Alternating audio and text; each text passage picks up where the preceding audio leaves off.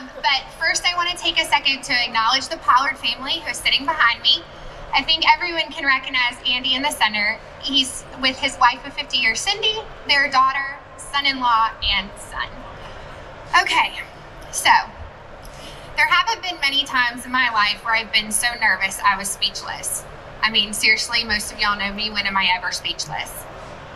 But when I pulled into Pollard Lumber's parking lot, the rental car coming in on two wheels, because I was, as I always am, late, on this horrendously stormy day in Georgia, I was very nervous. There are only so many legends in the sawmilling world, and Andy Pollard is one at the top of that list.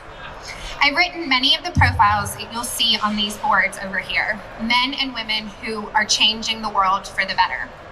With Andy, it isn't just that he's a good person, donating time and treasure to his church.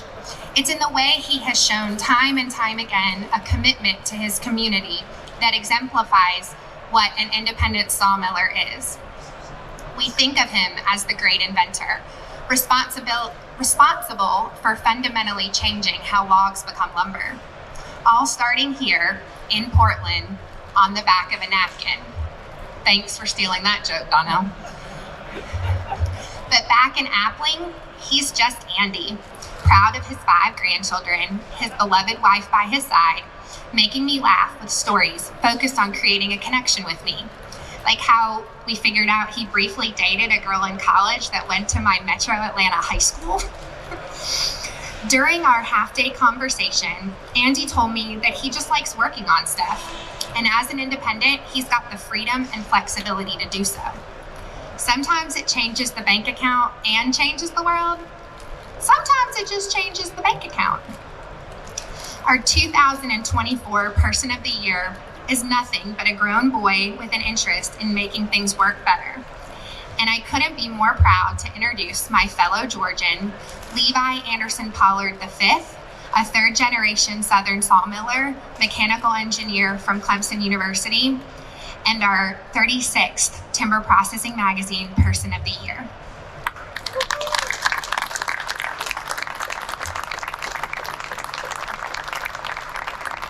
We have a little gift for you.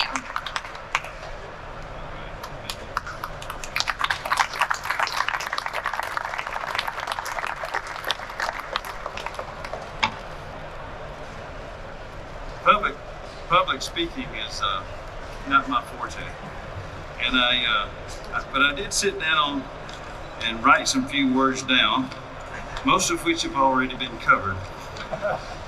So I'm not going to even look at this paper. Thank you, Jessica, for the nice introduction, and Rich, who I've known a long time, wonderful guy. And I really think y'all scraped the bottom of the barrel today when they chose me. But you know, I was taught when I was little that you don't look a gift horse in the mouth. So when he called and said, "We want to make you Man of the Year," I said, okay. And if the worst thing I have to do is stand up and talk in front of some people for 5 minutes, it'll be all right.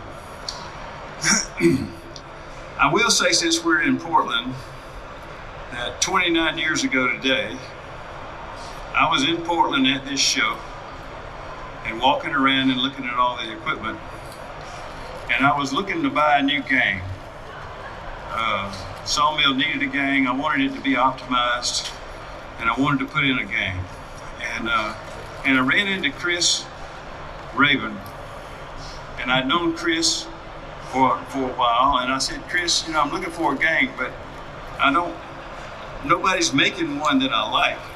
I really want to be able to straight saw, and I want to be able to curve saw." And I've looked at sash gangs, and I've looked at regular gangs, and I've even looked at USNR's new arc sawing gang. And I said, I just don't like any of them. And what you think I need to do? And he says, well, how should a gang work? And I said, Chris, I think what the thing should do is the saws should be able to rotate back and forth, and they need to be able to translate back and forth, and then we can figure out the curve, and we can make the saw parallel perpendicular to the curve as it goes through the gang. And he says, well, you know, Andy, that sounds really good to me. I said, but you don't build gangs, Chris. He says, I don't, but I know a guy. I said, you know a guy? He says, yeah. And the fellow that he knew was Mr. Ron McGehee. And Ron and I and Chris sat down, and Chris Taylor and a few other people about 6 or 8 months later, and hashed out an agreement to build the first curve sawing gang.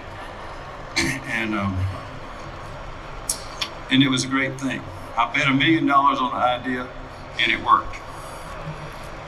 And so really, I'm not the great inventor, because really the people doing the software and the people doing the hardware, they're probably the great inventors. I'm just really the crazy guy who can bet $1 million that you could do that. I was talking to my father one time when I was still very young in the sawmill business, and I said to him, I said, you know, all the great ideas in sawmills probably come from the warehouses of the world. And he said, he looked at me and says, no, the great ideas don't come from the warehouses. I said, they've got the money, they've got the expertise. The great ideas ought to come from them. He said, no. He says, and I'll tell you why. He said, you take an independent sawmiller, and he has an idea, and he goes out and he builds it. And he puts it in his sawmill, and it doesn't work. He just lost some money. He said, if the warehousing guy, if he builds a sawmill and it doesn't work, he loses everything. He loses his job, he loses his place in the company. They have to do things that they know will work. They can't just try something new. And I think there's a lot of truth in that. I'd like to say one more thing. I've been married to this woman over here 44 years.